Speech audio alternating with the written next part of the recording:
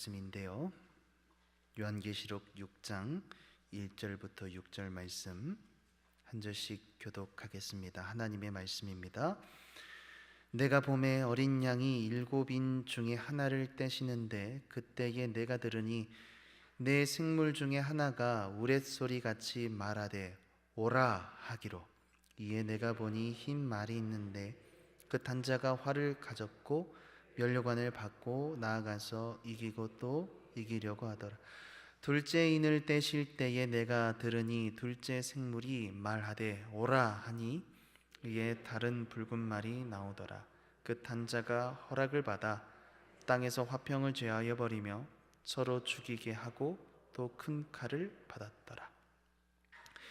셋째 인을 떼실 때에 내가 들으니 셋째 생물이 말하되 오라 하기로 내가 보니 검은 말이 나오는데 그 탄자가 손에 저울을 가졌더라.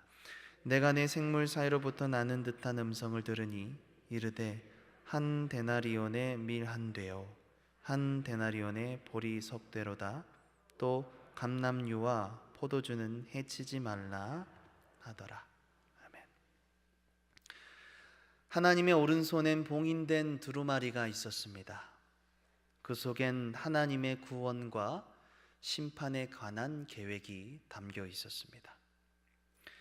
그 두루마리를 펼 한 사람, 단 한 분, 유다 지파 다윗의 뿌리이신 예수 그리스도였습니다. 그런데 그 모습은 일찍 죽임을 당하신 어린 양과 같았습니다. 하나님께 순복하셔서 십자가에 달려 죽으셨고 또다시 살아나셨습니다. 어린 양 예수께서는 당당히 하나님의 오른손으로부터 두루마리를 취하셨습니다. 보좌에 앉으신 분의 두루마리가 예수님께 옮겨지자 천상의 존재들은 새 노래로 어린 양을 찬송했습니다. 하나님께 드려졌던 능력과 부와 지혜와 힘과 존귀와 영광과 찬송을 받으시기에 합당하심이 우리 예수님께 돌려졌습니다.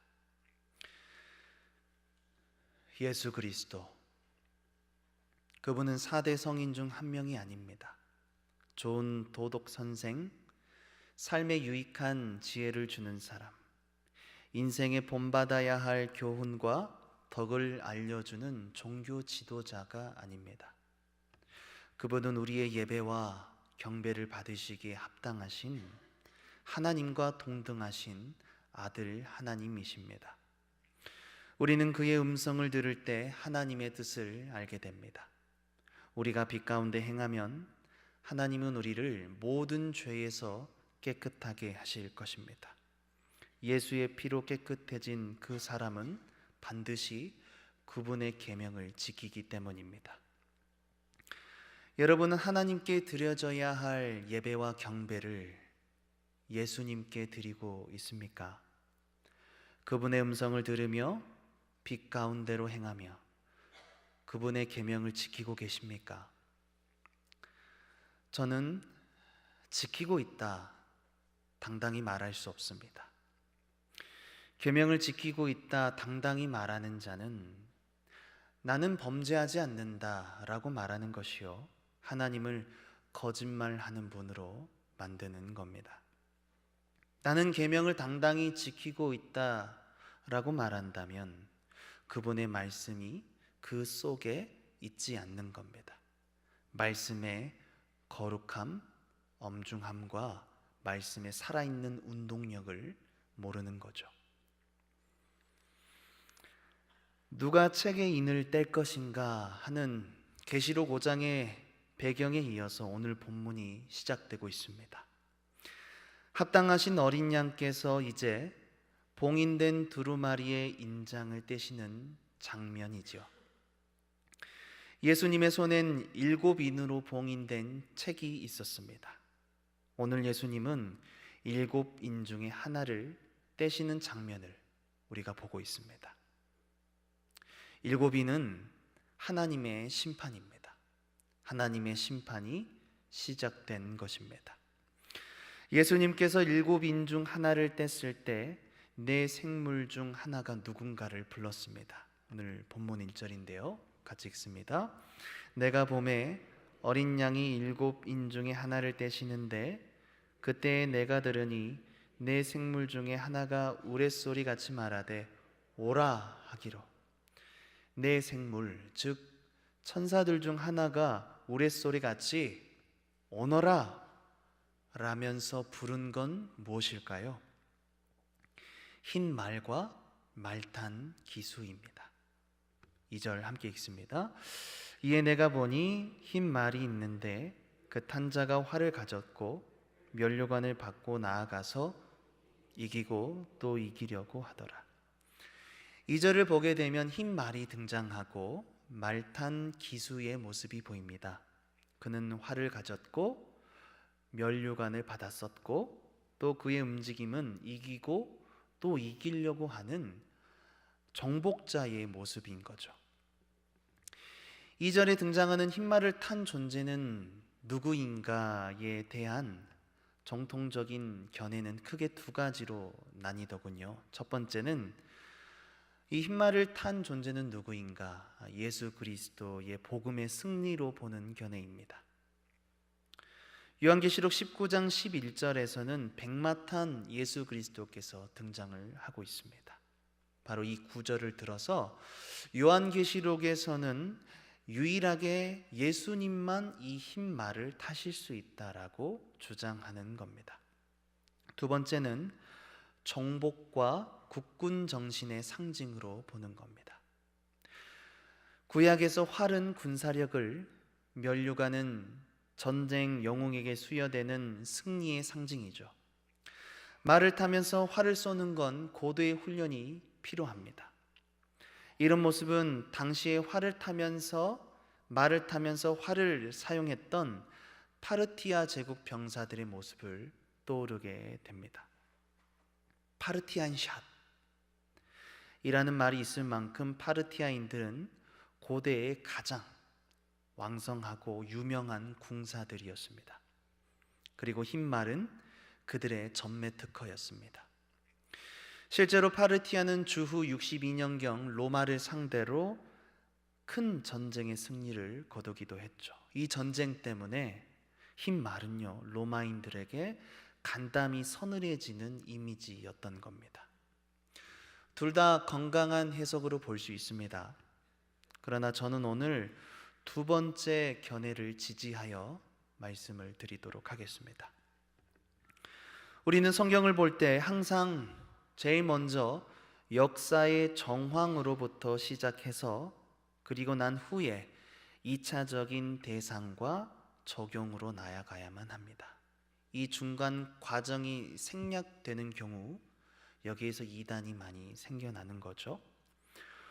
오늘 본문의 말들은 스가랴 1장과 6장의 말씀을 배경으로 하고 있는데요.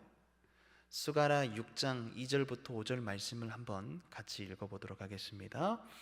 첫째 병거는 붉은 말들이, 둘째 병거는 검은 말들이, 셋째 병거는 흰 말들이, 넷째 병거는 어룽지고 건장한 말들이 메었는지라. 내가 내게 말하는 천사에게 물어 이르되 내 주여 이것들 무엇이니까 하니 천사가 대답하여 이르되 이는 하늘의 내 바람인데 온 세상의 주 앞에 서 있다가 나가는 것이라 하더라. 여기에서는 말들이 복수로 등장을 하고 있죠. 스가랴서에서 각 색깔의 말들은 천사의 명령을 받고 땅을 살피도록 보냄을 받습니다. 그런데 오늘 우리가 함께 읽은 요한계시록에서는 이 말을 탄 자들이 하나님의 심판은 알리는 전령의 역할을 하고 있는 것이죠. 이 말들은요, 하나님의 보냄을 받고 우리가 살아가고 있는 이 땅에 재앙을 가져오는 자들입니다. 흰 말이 가져온 재앙은 과거로부터 지금까지 진행 중입니다. 정복자들의 등장입니다. 예를 들어 대표적인 인물을 말씀드려 볼 수 있을 것입니다. 그리 멀지 않게 독일의 히틀러, 더 가깝게는 북한의 김정은과 러시아의 푸틴과 같은 이기고 또 이기려는, 그래서 정복하려는 그 야심 때문에 전쟁을 마다하지 않는 그런 존재들이 시대마다 존재해 왔습니다. 예수님께서 두 번째 인장을 떼셨을 때 이번엔 다른 붉은 말과 기수가 등장을 하고 있습니다. 그렇다면 붉은 말을 탄 기수가 가져온 재앙은 무엇일까요? 우리 본문 3절과 4절을 같이 읽겠습니다. 둘째 인을 떼실 때에 내가 들으니 둘째 생물이 말하되 오라 하니 이에 다른 붉은 말이 나오더라. 그 탄 자가 허락을 받아 땅에서 화평을 죄하여 버리며 서로 죽이게 하고 또 큰 칼을 받았더라. 붉은 말을 탄 기수가 가져온 재앙은요, 전쟁입니다. 붉은 말 기수는 땅의 평화를 빼앗을 권세를 하나님께로부터 받았습니다. 그 결과로 사람들은요, 서로 죽고 죽이는 전쟁을 치르게 되었습니다. 붉은 말은 피 흘림을 상징하고 동시에 그 색깔은 주황색을 띠고 있어서 집이 불타는 것 같은 이미지를 연상케 합니다. 전쟁의 잔인함과 참혹함을 보여주는 것이죠. 하지만 이런 비극은 예수님의 종말의 가르침이기도 했습니다. 예수님이 종말의 담화를 말씀하신 것을 마태복음 24장 7절부터 8절에서 볼 수 있는데 함께 읽습니다.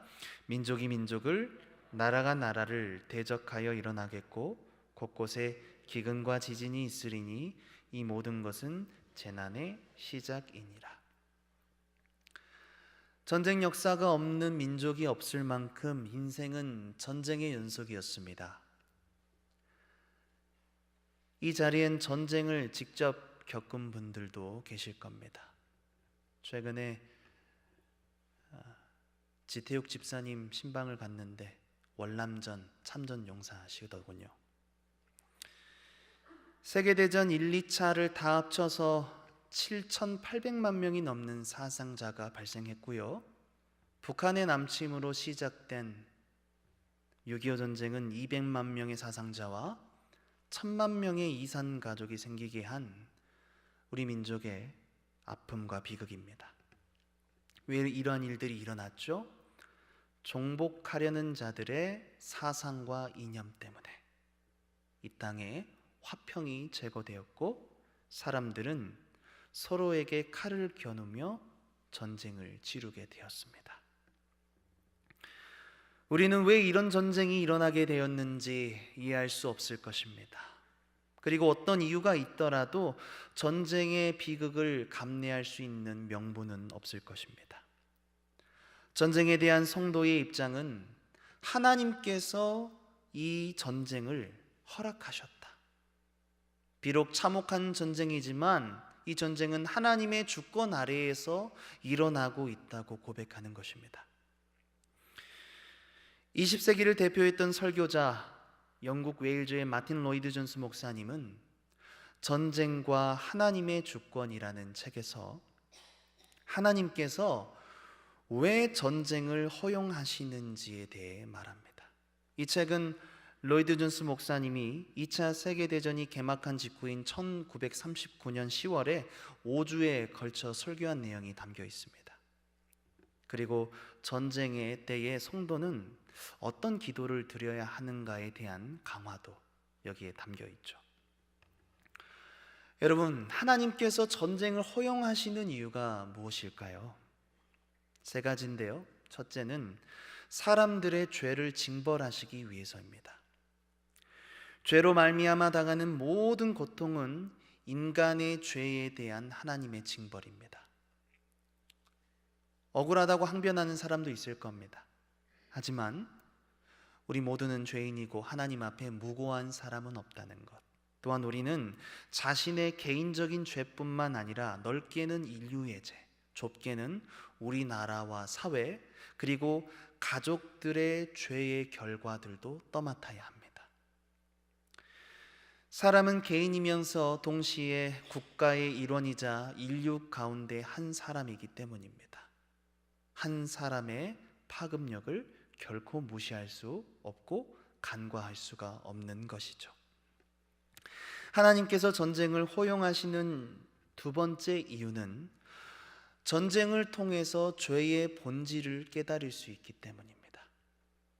아무 문제 없이 평탄하게 사는 동안에는요, 모두가 가면을 쓰고 또 아담처럼 하와처럼 무화과 나뭇잎으로 자신을 잘 치장하고 꾸미면서 살기 때문에 본인의 진짜 모습을 직면하기가 어렵습니다. 그런데 전혀 예상하지 못한 일을 겪게 되거나 내가 준비하고 계획한 삶이 흔들리는 그 일촉 출발의 위기를 직면했을 때에야 그 사람의 진짜 모습이 드러나게 됩니다. 돼지 꾸정물도 내버려두면 어떻습니까? 그 위에 물이 맑습니다. 하지만 휘저어보면 밑에 가라앉아있던 오물들이 올라오는 것이죠. 모든 인간의 마음속 깊은 곳에는 이렇게 돼지 꾸정물과 같은 오물이 있습니다. 이기심, 미움, 질투, 시기, 그리고 매정함과 배신과 악의입니다.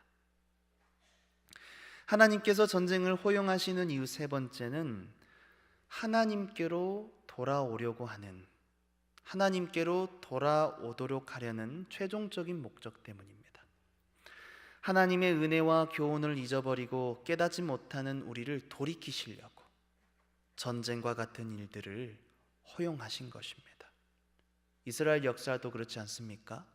우상을 섬기고 회개하지 않는 그들을 바벨론에 보내신 이유가 멸망이 아닌 그들의 평안 때문이었죠. 그러므로 우리는 왜 하나님께서 전쟁을 허용하셨을까라는 질문이 아니라 크신 하나님의 은혜와 복을 받고도 내가 속한 공동체와 내 주위 이웃들에게 이러한 전쟁의 결과를 초래하게 된 나 자신의 죄, 우리 가족과 우리 공동체의 죄, 나라와 우리 온 인류의 죄를 회개해야만 합니다.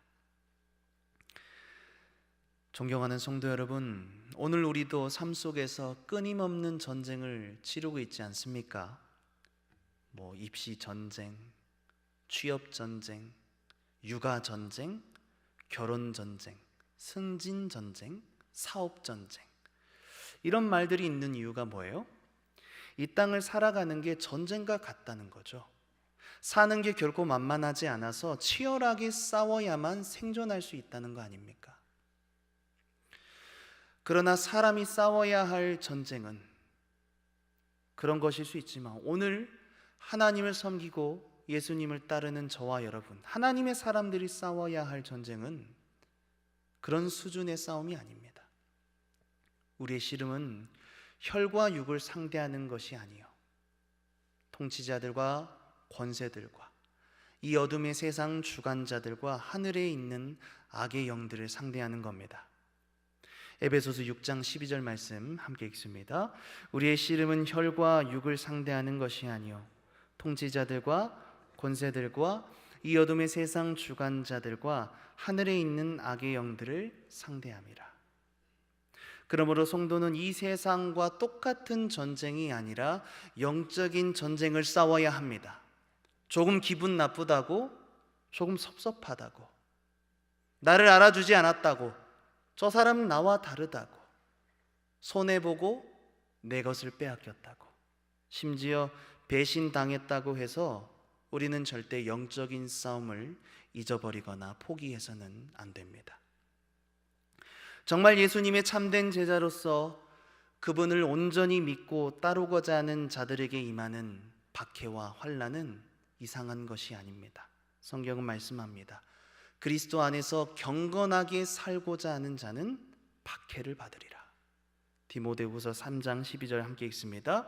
무릇 그리스도 예수 안에서 경건하게 살고자 하는 자는 박해를 받으리라.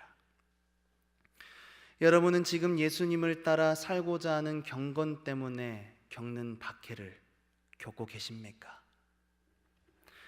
사람에게 칼을 겨누고 있지는 않으십니까?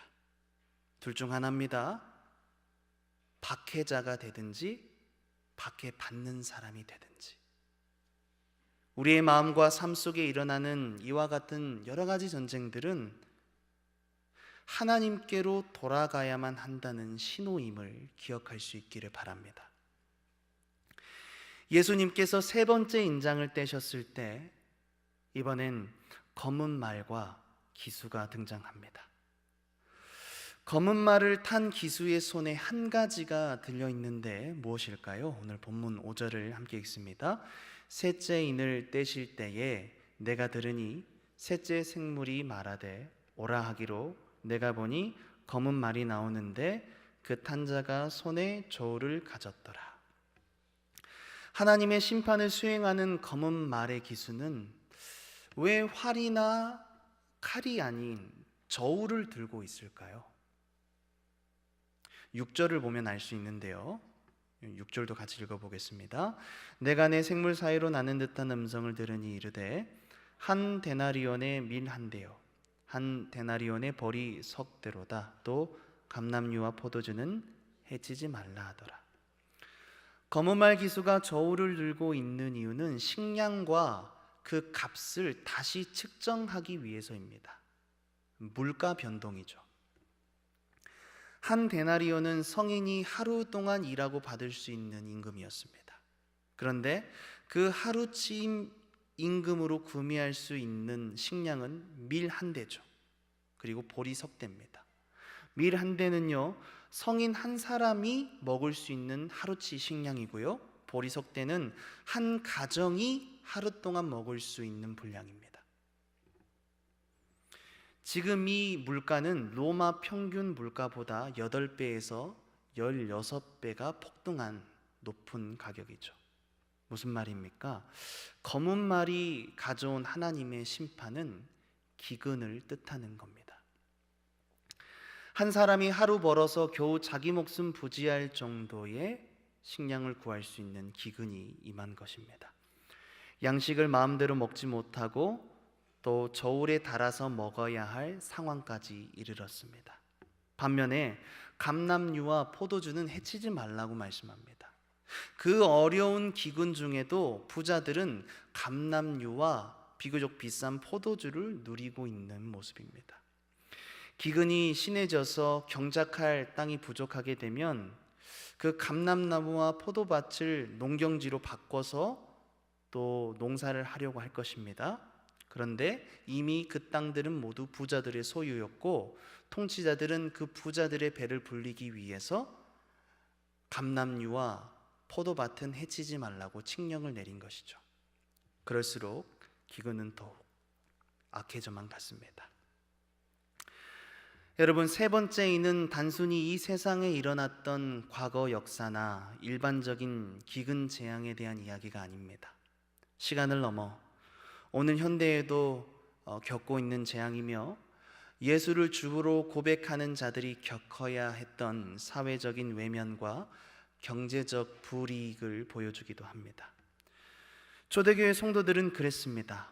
말씀대로 정결한 삶을 살겠다고 선언한 그들은 우상을 섬기고 음행을 즐기는 사회와 직장에서 자연히 도태되고 어려움을 겪게 되었습니다. 오늘 우리 중에는 하나님께서 어떤 특별하고도 남다른 뜻이 있어서 부를 누리고 또 선한 사업을 힘쓰는 사람들이 있습니다. 그러나 우리 주위엔 예수님을 정말 잘 믿어보려고 힘쓰다 애쓰다 보니 밥은 먹고 다니냐? 이와 같은 안부를 묻는 신세로 지내는 사람들이 더 많습니다. 제가 아는 일본 선교사님은 불과 몇 년 전에 신학대학원에서 식권이 없어서 자주 물로 배를 채우셔야 했습니다. 어떤 목사님은 남들 내놓으라는 명문대학 나와서 좋은 직장 다니다가 말씀 사역한다고 경제적인 어려움을 겪어야 했고요.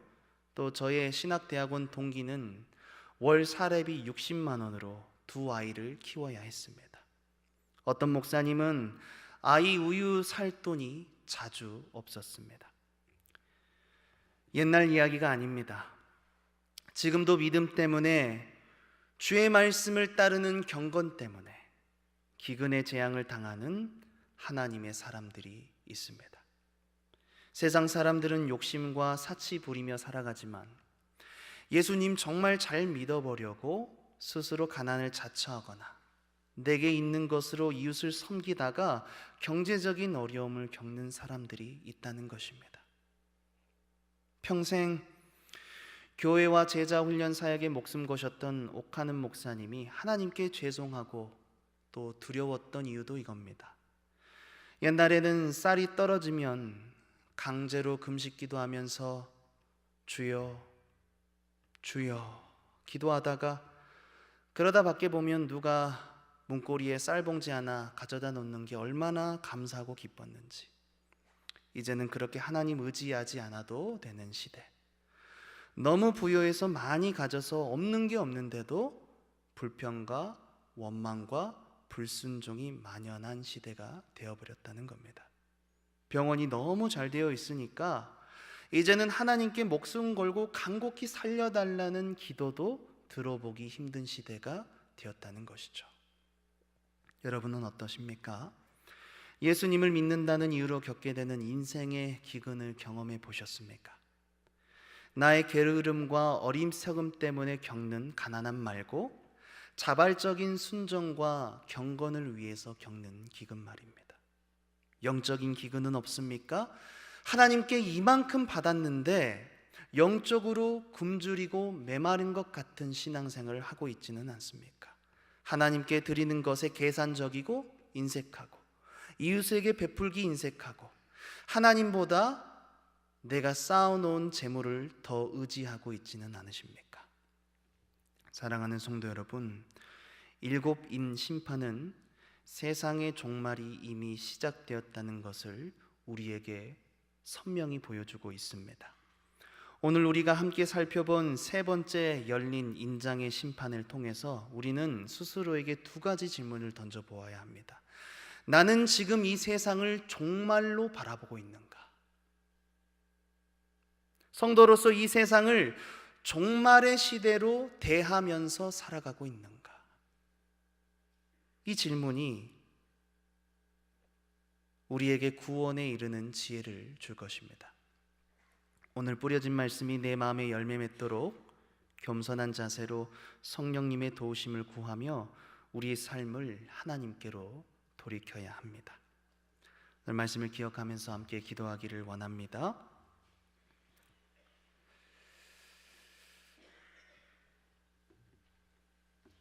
종말은 예수님의 초림으로부터 시작이 되었고 지금 우리는 종말의 끝을 향해 나아가고 있습니다. 우리가 예수님을 믿는다는 건 그 시작이 이 세상에 소망이 없다는 것이었고 나의 열심과 나의 노력으로는 구원에 이룰 수 없다는 고백이 우리의 첫 믿음 안에 담겨 있습니다. 그런데 하나님의 은혜 속에 살아가다 보면 우리가 잊어버리는 단 한 가지가 있는데 이 세상과 어느새 벗이 되어버렸다는 겁니다.